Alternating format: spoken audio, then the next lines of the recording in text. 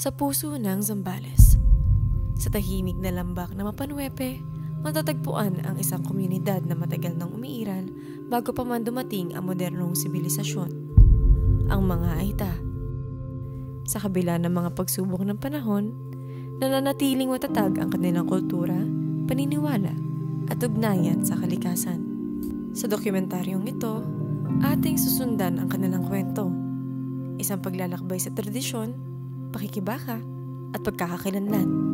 Kilalanin natin ang mga Aita na Mapanuepe, ang kanilang paraan ng pamumuhay, ang kagandahan ng lupaing tinatawag nilang tahanan, at ang mga hamong patuloy nilang hinaharap.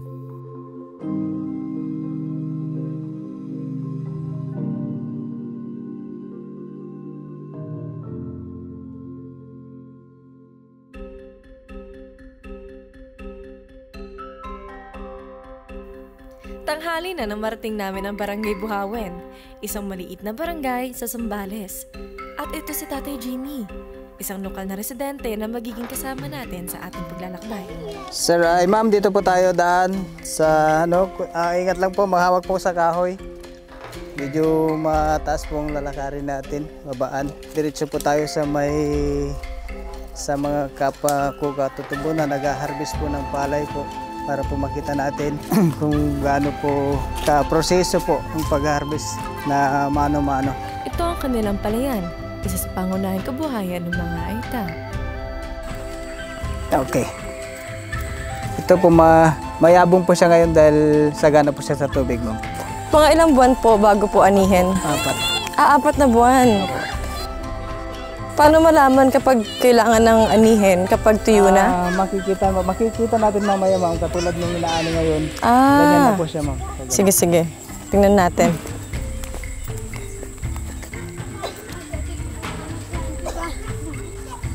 Hello po. Okay. Magandang hapon po. Ano po ang magandang hapon sa kanila, Tay? Mangid ya kaawat. Mangid. Maangod. Mangid ya kaawat. Maangod ya kaawat. Pero ano ibig sabihin tayo kapag may mga parang tela na nakasabit? Bali naman po yan, ma'am. Pagka yung marami siyang ibon, yung maya na ibon. Para siyang scarecrow. Opo. Yan yung pangbugaw. Pambugaw. Opo. Personal ko nakita ang ating mga katutubo nag-aari ng palay. At dito ko rin napagtanto na napakahirap pala talaga ng kanilang ginagawa. Uy! Uy! Ito po. Ay, ang galing! Ayan. Opo, ma'am. Ito po pagka talagang aanihin na po siya, ma'am. Kahit na maputik, talagang linulusong pa rin, ma'am, para makapag-ani, may magkakain po, ma'am. Kaya kung titignan po natin, kung hinisip po natin, ang buhay po ng magsasaka po. Huwag talaga sasayangin yung mga kanin kasi hindi ganun kadali kung paano anihin eh. Opo. Diba?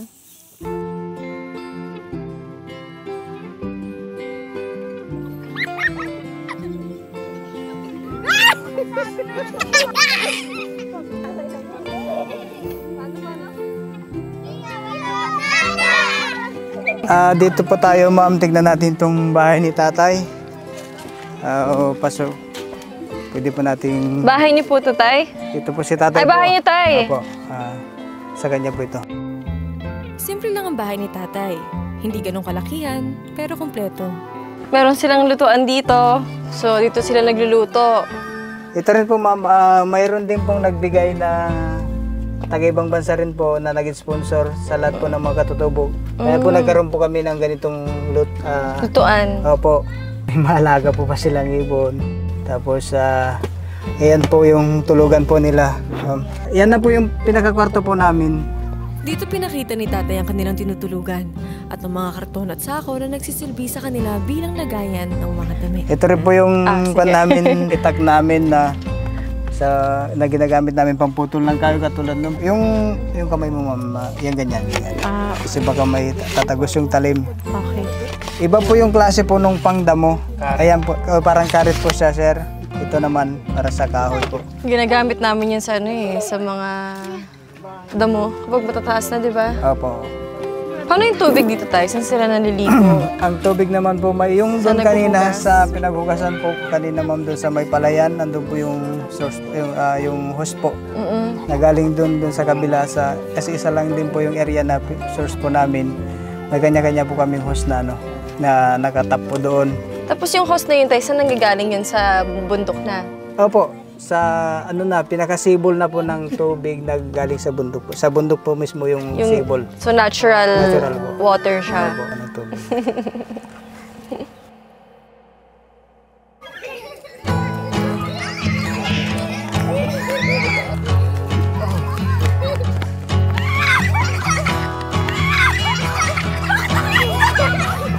Dito ko na-appreciate ang buhay na wala masyadong social media. Namiss ko rin yung mga panahon ng bata pa ako kung saan wala pa masyadong pinaproblema. Parang sila, napakapuro ng tuwa at hagit ng kanilang kasiyahan.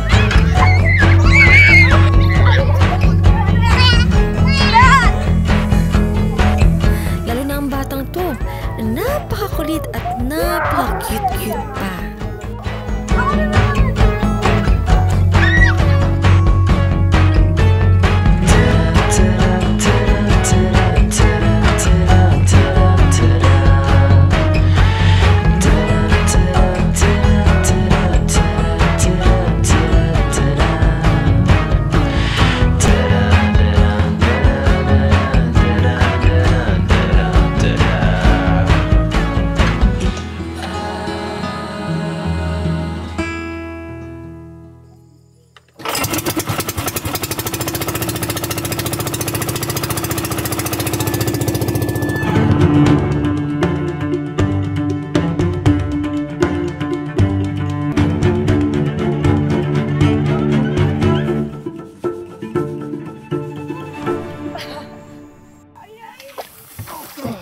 Sa tuwing pong umaga, pag magluto po kami, ito na po yung gamit. Tanghali, ganun din po hanggang hapon.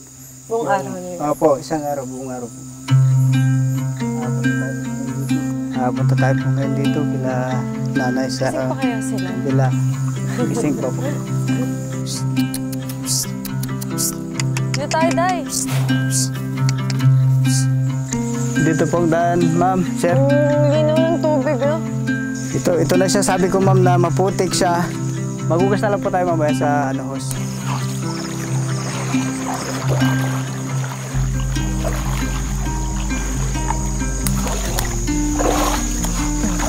Ingat daw kayo sa may mga damo. Oh, may pinagputulan, baka matusok yung paa.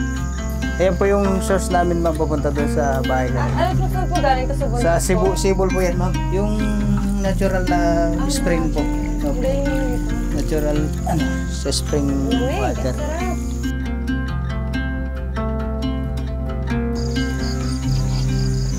Anto si Bayo Hi, Digong. Nay! Bayo Digong anak ko sa papa na. Ito po si Ma'am Jen, tapos yung mga kasamahan niya po. Pagdating namin, inasikaso agad kami ni nanay. Inalok niya kami ng pagkain at binigyan pa kami ng munting regalo. Ma'am, sir, regalo po nila nanay sa atin. Po. Ano po yung salamat sa ano? Ganun din po. Salamat po. Salamat Indo. Paborito Sa amin niyo po kasi yung nanay Indo. Indo. Salamat po. Ito po yung original na pagkain namin sa bundok. Nilagang gabi ang kanilang ulam at ngayon lang ako makakatikim nito. Ano po ito tinitimplahan niyo po, Nay? Kadalasan po ninalaga.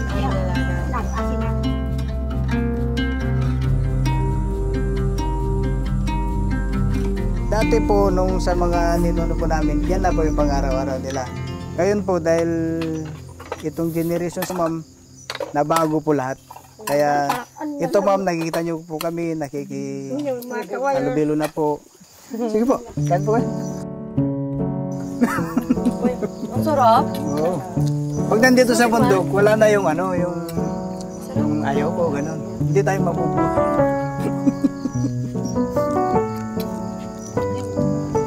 Pwede po ba makahingi ng sabaw? Ayan po yung sabaw mo. Sa isang Hindi karaniwan ang lasa ng ulam na to. Simple lang pero kakaiba ang sarap na dito ko lang sa bundok unang natikman.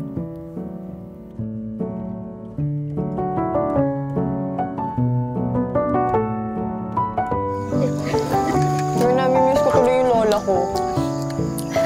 Nay, sino po nagluto nito, Nay? Masarap po.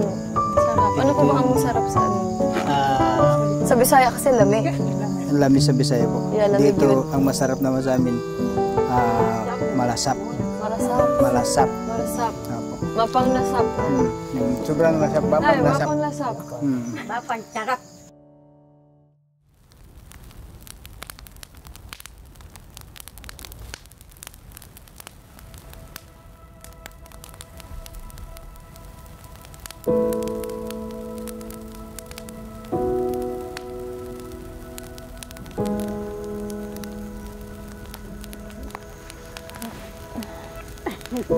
Lagi niyo po ba itong ginagawa?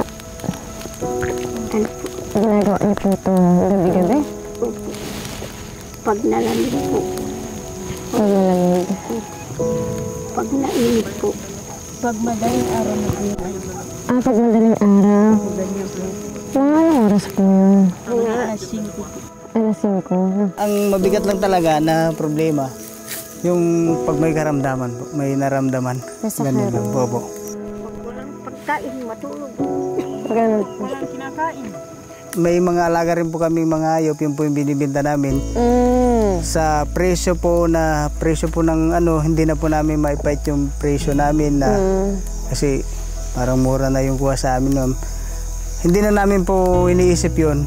Basta makakain lang po kahit pa paano. Pang araw-araw. Oo po, ganun po yung buhay po namin. Paano po yung mga karne-karne? Kumakain Ang karne po, ma'am. manok? Pangbili po. Pambili. Opo. Kung may pambili, tapos minsan po yung alaga naming manok, yun na po yung ulamin namin, ma'am, pag ano. Hala. Opo. Pero kamusta po kayo ngayon, Tay? Sila nanay sa araw-araw na kinakain nila. Ngayon po ba nakakabawi-bawi na kahit pa paano? Bago lang po naman kami makakabawi, ma'am, kung makapagbenta kami ng produkto namin na gabi. Tapos yung mga hayop nga po namin, mga manok, kambing. Doon lang kami parang makakabawi, ma'am. Opo, gano'n. Parang balik-balik lang na gano'n, ma'am. Maliban po sa pagkain, ang kailangan niyo po dito ay mapapasukan po ng trabaho. Opo, ma'am. Yun po, ma'am. Maliban po dun sa pagsasaka, Opo. sa pagbabangka, Sa pagtatanim. pagtatanim. Opo. Sana po madinig po yun ng kahit pa paano ng ating gobyerno, di ba? Opo, opo. O ng ating munisipal para po matulungan po kayo. Doon naman po sa mga bagong henerasyon po nila, sa susunod po, sa magiging pag lumaki po sila, ano po kayo mapapayo po nila namin? May sabi yung Kaya bayan mo na sabi, yung nagkagan mo. Tanda siya mamam. Ang ganyan na sa magyari sila sa pag-aral ka sa kami ni Bay para ya di baya. Ay na matay na na ilabay. Ang para sa bilag tabig makatulog. ma'am, sabi po ni isang kapatid, dahil hindi po sila nakatungtong ng edukasyon, hindi po sila marunong magsulat, hindi marunong bumasa, yung ibibigay na lang nila sa anak nila na tulungan na lang yung mga anak nila na makapag-aral, gabayan nila para hindi tutungtong na naman sa kanila na walang alam po.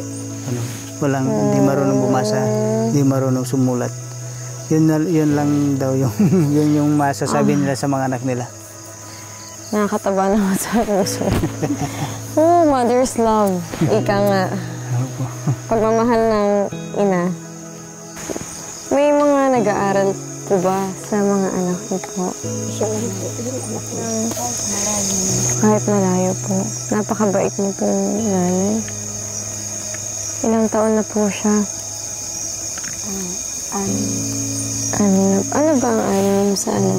Elementary po? Opo, elementary. Grade 1? Grade 1 po. Paano po hinahatid niyo po sa eskwelahan? Natin po sa eskwela. Hinahatid niyo po. Marami naman po siyang mga kaibigan doon. Hindi naman po siya inaaway or may mga umaaway din po. Kaya mga ano dahil. Sugno, di kalang mga tapang. Kung habi na pakilaok yung utong abay ini. May time din naman na hindi nawawala po yung parang bully po sa amin, ma'am. Kaya minsan gusto man naming magsalita pero namin, ma'am, na kukontrol namin sarili namin. Kahit na binubuli po kami, andun pa rin yung parang tinatanggap na lang po, ma'am. At least magkapag-aral yung mga anak po, mga anak namin.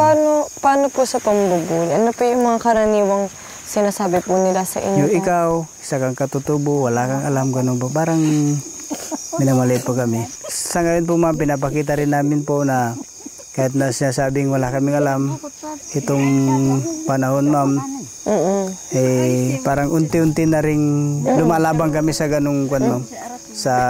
Kasi may karapatan din po kayo, Hindi naman po talaga tama na maliitin po ang mga tao. Dati po, ma'am, nung nag-aaral po ako ng elementary, ma'am, mayroon talaga, ma'am, nangyayari po na pambubuli na yun nga po kami, isa kaming katutubo, walang alam. Tapos yung sa kasuotan po, ma'am, hindi kami makabili ng suot namin na maganda. Ikaw ganyan ka, pangit mo, ganun po. Ano pong ginawa niya, Tay? Ang ginawa ko, ma'am, parang laban lang, mag-aral lang po. Ang tagal din namin nagkwentuhan. At matapos ang ilang oras na usapan, ay bumalik na kami sa dalampasigan. That's why all I can say, the reason I'm making this documentary is because